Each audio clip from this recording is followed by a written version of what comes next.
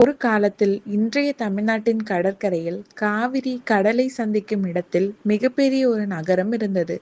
அந்த நகரத்தின் பெயர் பூம்புகார். வெளிநாடுகளிலிருந்து கப்பல்கள் வந்து நிற்கும் துறைமுகம், வியாபாரிகள் கூட்டம் நிறைந்த வீதிகள், விலையுயர்ந்த பொருட்கள் விற்கப்பட்ட சந்தைகள், அரண்மனைகள், கோயில்கள், மக்கள் கூட்டம், இப்படி செழிப்பாக இருந்த அந்த நகரம் இன்று எங்கே? வரலாற்றில் அதன் பெயர் இருக்கிறது, இலக்கியங்களில் அதன் பெருமை இருக்கிறது. ஆனால் அந்த பழமையான நகரத்தின் ஒரு பகுதி இன்று கடலுக்குள் இருக்கிறது என்று கூறப்படுகிறது. அந்த பழமையான பூம்புகாருக்கு என்ன ஆனது? அது உண்மையிலேயே கடலுக்குள் சென்றதா? சென்றிருந்தால் எவ்வளவு பகுதி? எதனால்? சுனாமியா, கடல் அரிப்பா, கடல் மட்ட மாற்றமா, அல்லது பல நூற்றாண்டுகளாக நடந்த இயற்கை மாற்றங்களின் விளைவா? இன்று புராண கதைகளையும் வரலாற்று ஆதாரங்களையும் தனித்தனியாக பார்த்து பூம்புகாரின் உண்மையான மர்மத்திற்குள் செல்வோம். பூம்புகார் காவிரி கடலுடன் சந்திக்கும் பகுதியில் அமைந்திருந்த பழைய துறைமுக நகரம். தமிழ்நாடு தொல்லியல் துறையின் பதிவின்படி சங்க காலத்தில் இது சோழர்களின் முக்கியமான துறைமுக நகரமாகவும் சோழர்களின் இரண்டாவது தலைநகரமாகவும் இருந்ததாக குறிப்பிடப்படுகிறது. அதாவது பூம்புகார் ஒரு சாதாரண கடற்கரை குடியிருப்பு கிடையாது. அது அரசியல், வணிகம், கடல் போக்குவரத்து ஆகியவற்றுடன் தொடர்புடைய ஒரு முக்கிய நகரம். அந்த காலத்தில் ஒரு நகரம் கடற்கரையில் இருப்பது மிகப்பெரிய பலம். கடல் என்பது அப்போது ஒரு தடை அல்ல. இன்று நாம் விமானத்தில் சில மணி நேரத்தில் வெளிநாடு செல்கிறோம். அந்த காலத்தில் கப்பல்கள் மற்றும் படகுகள் மூலமாகவே நீண்ட தூர வணிகம் நடந்தது. அந்த வணிக உலகில் பூம்புகாருக்கும் முக்கியமான இடம் இருந்திருக்கிறது.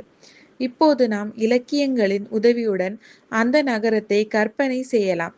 சிலப்பதிகாரம் பூம்புகாரை முக்கியமான நகரமாக காட்டுகிறது.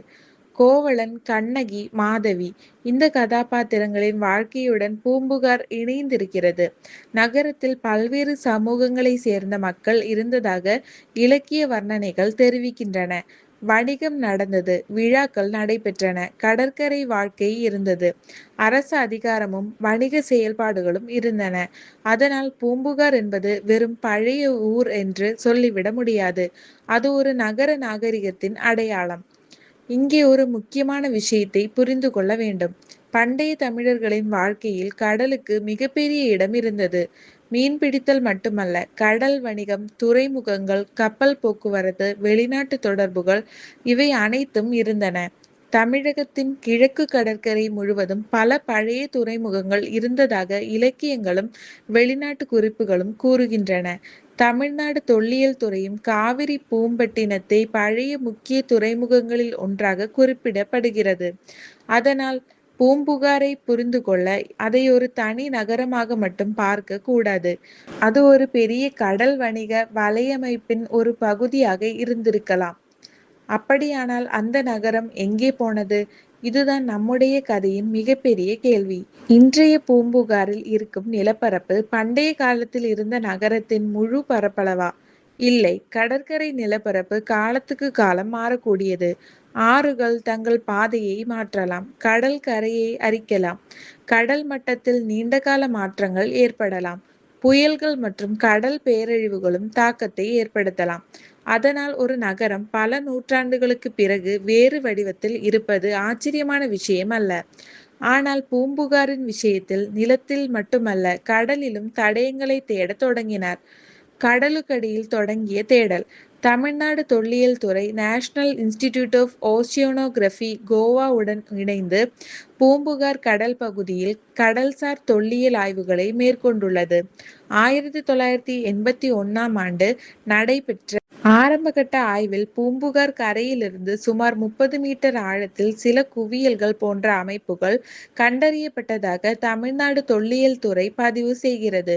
மேலும் வனகிரி அருகே சுமார் 7 மீட்டர் ஆழத்தில் கற்களால் அமைக்கப்பட்ட 3 அடுக்குகள் போன்ற கட்டமைப்புகள் கண்டறியப்பட்டதாகவும் குறிப்பிடப்பட்டுள்ளது.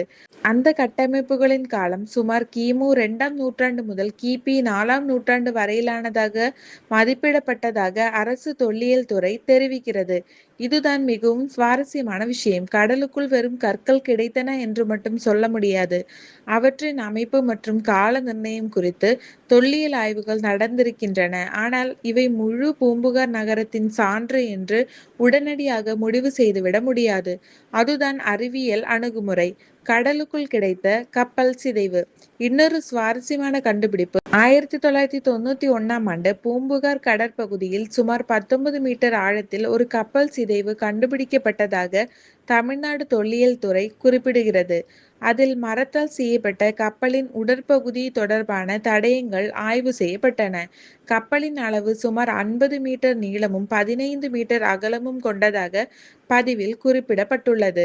அதன் அருகில் ஒரு பழைய பீரங்கியும் கண்டறியப்பட்டதாகவும் பதிவு கூறுகிறது. ஆனால் இந்த கப்பல் சங்ககால பூம்புகாரை சேர்ந்தது என்று சொல்ல முடியாது. ஏனென்றால் ஆய்வில் கிடைத்த லீட் இன்கோட்ஸ்களின் சிலவற்றில் 1791 மற்றும் 1792 போன்ற ஆண்டுகளும் பிளாக்கெட் என்ற பெயரும் காணப்பட்டதாக அரசு பதிவில் குறிப்பிடப்பட்டுள்ளது. அதாவது இந்த கப்பல் மிகவும் பிற்காலத்தை சேர்ந்தது. இது நமக்கு ஒரு முக்கியமான பாடத்தை கற்றுக் கொடுக்கிறது. கடலுக்குள் கிடைத்த ஒவ்வொரு பொருளும் பண்டைய பூம்புகாரின் பொருள் அல்ல. அதை காலம், சூழல், பொருளின் தன்மை ஆகியவற்றின் அடிப்படையில் ஆய்வு செய்ய வேண்டும். நிலத்தில் கிடைத்த தடயங்கள். பூம்புகார் மர்மம் கடலுக்குள் மட்டுமல்ல, நிலத்திலும் அகழாய்வுகள் நடந்துள்ளன. தமிழ்நாடு தொல்லியல் துறை கீழார்வெள்ளி மற்றும் தர்மகுளம் பகுதிகளில் அகழாய்வு மேற்கொண்டுள்ளது. கீழார்வெள்ளி பகுதியில் 2 செங்கல் சுவர்கள் கண்டறியப்பட்டன. அவற்றுக்கு இடையில் தண்ணீர் சுதந்திரமாக செல்லும் வகையில் அமைப்பு இருந்ததாக ஆய்வாளர்கள் கருதினர். அங்கு 4 மரக்கம்புகளும் கிடைத்தன. அவற்றில் 2 பனை மரத்தையும் மற்ற 2 இலுப்பை மரத்தையும் சேர்ந்தவை என்று பதிவில் குறிப்பிடப்பட்டுள்ளது. இந்த அமைப்பு கிபி 4ஆம் நூற்றாண்டை சேர்ந்த ஒரு துறைமுக தளமாக இருந்திருக்கலாம் என்று தொல்லியல் துறை கூறுகிறது. இதை கேட்கும்போது ஒரு விஷயம் தெளிவாகிறது. பூம்புகார் பகுதியில் கடலுடன் தொடர்புடைய கட்டமைப்புகள் இருந்ததற்கான தொல்லியல் தடயங்கள் இருக்கின்றன. அப்படியானால் சுனாமி தானா? இப்போது மிகவும் பிரபலமான கேள்விக்கு வருவோம். பூம்புகாரை சுனாமி அழித்ததா? இந்த கேள்விக்கு சுனாமி என்பது கடலுக்கடியில் ஏற்படும் பெரிய நில அதிர்வு போன்ற காரணங்களால் உருவாகும் மிகப்பெரிய கடல் அலை. அத்தகைய நிகழ்வு கடற்கரை நகரங்களுக்கு பேரழிவை ஏற்படுத்த முடியும். ஆனால் ஒரு குறிப்பிட்ட சுனாமி தான் பூம்புகாரை முழுவதுமாக அழித்தது என்று உறுதியாக நிரூபிக்கப்பட்டதாக சொல்ல போதுமான ஆதாரம் இல்லை. அதனால் சுனாமியால் அழிந்தது என்று உண்மையாக அறிவிப்பதை விட சுனாமி உள்ளிட்ட இயற்கை காரணங்கள் குறித்து ஆய்வுகள் மற்றும் விவாதங்கள் உள்ளன என்று சொல்வதே வரலாற்று ரீதியாக பாதுகாப்பானது. கடல் அரிப்பு ஒரு மெதுவான அழிவாக இருக்கலாம். ஒரு நாளில் ஒரு நகரத்தை விழுங்குவது போல அது நடக்க வேண்டியதில்லை. பல நூற்றாண்டுகளாக அலைகள் கரையை தாக்கும், மண் மெதுவாக அகலும், கடற்கரை பின்வாங்கும், நில அமைப்பு மாறும். ஒரு தலைமுறை பார்த்த கடற்கரை பல தலைமுறைகளுக்கு பிறகு வேறு இடத்தில் இருக்கலாம். அதனால் பூம்புகாரின் நிலப்பரப்பு மாற்றத்தை புரிந்து கொள்ள கடல் அரிப்பையும் புவியியல் மாற்றங்களையும் கணக்கில் எடுத்துக்கொள்ள வேண்டும். முழு நகரமும் கடலுக்குள் இருக்கிறதா? சில கடல்சார் கட்டமைப்புகள் கண்டறியப்பட்டுள்ளன. தொல்லியல் பொருட்களும் கிடைத்துள்ளன. பூம்புகார் பகுதியில் கடல்சார் ஆய்வுகள் பல கட்டங்களாக நடந்துள்ளன. தமிழ்நாடு தொல்லியல் துறை நேஷனல் இன்ஸ்டிடியூட் ஆஃப் ஓஷியனோகிராஃபியுடன் இணைந்து 4 கட்டங்களாக அண்டர் வாட்டர் ஆர்கியோலஜிக்கல் சர்வே மேற்கொண்டதாகவும் மேலும் ஆய்வுகள் தொடர்ந்து மேற்கொள்ளப்பட வேண்டியுள்ளதாகவும் குறிப்பிடப்படுகிறது. அதனால் முழு நகரம் கடலுக்குள் உறுதியாக கிடைத்துவிட்டது என்று கூறுவது சரியானதல்ல.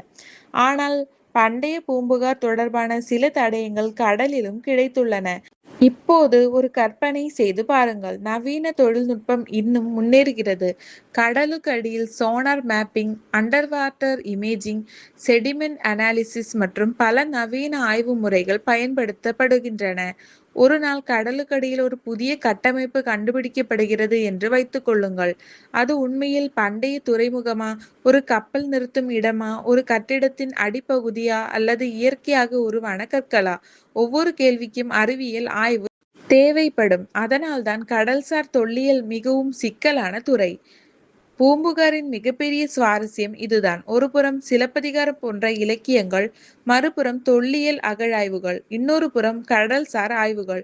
இந்த மூன்றையும் ஒன்றாக பார்க்கும்போது பூம்புகார் பற்றிய நம்முடைய புரிதல் இன்னும் ஆழமாகிறது. ஆனால் இலக்கியத்தில் வரும் ஒவ்வொரு வரியையும் தொல்லியல் ஆதாரம் என்று கருத முடியாது. அதேபோல் கடலுக்குள் கிடைக்கும் ஒவ்வொரு கல்லையும் பண்டைய பூம்புகார் கட்டிடமாகவும் கருத முடியாது. வரலாறு என்பது ஆதாரங்களை ஒன்றோடொன்று ஒப்பிட்டு புரிந்து கொள்ளும் முயற்சி. ஒரு நகரம் அழிந்தது என்பதற்காக மட்டும் பூம்புகார் முக்கியமில்லை. அது நமக்கு பண்டைய தமிழர்களின் நகர வாழ்க்கை பற்றி கேள்வி கேட்க வைக்கிறது. அவர்கள் எப்படி வணிகம் செய்தார்கள், கடலை எப்படி பயன்படுத்தினார்கள், துறைமுகங்களை எப்படி நிர்வகித்தார்கள், வெளிநாடுகளுடன் எவ்வாறு தொடர்பு வைத்திருந்தார்கள், நகர அமைப்பு எப்படி இருந்தது? இந்த கேள்விகளுக்கான பதில்களை தேடும்போது பூம்புகார் ஒரு மிகப்பெரிய ஆய்வு தளமாக மாறுகிறது.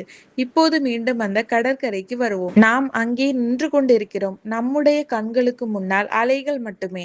ஒரு அலை வந்து கரையை தொட்டுவிட்டு திரும்பி செல்கிறது. அடுத்த அலை வருகிறது, அதுவும் திரும்பி செல்கிறது. ஆனால் இந்த அலைகளுக்கு அடியில் என்ன இருக்கிறது? ஒரு பழைய நகரத்தின் நினைவுகளா, ஒரு துறைமுகத்தின் தடயங்களா, காலத்தால் புதைக்கப்பட்ட மனித வாழ்க்கையா, அல்லது இயற்கையாக உருவான அமைப்புகளா? இன்னும் நமக்கு முழுமையான பதில் இல்லை. இதுதான் பூம்புகாரின் உண்மையான மர்மம். பூம்புகாரை பற்றி பேசும்போது கடல் விழுங்கிய நகரம் என்று மட்டும் சொல்லிவிட்டு நாம் கடந்து செல்லக்கூடாது.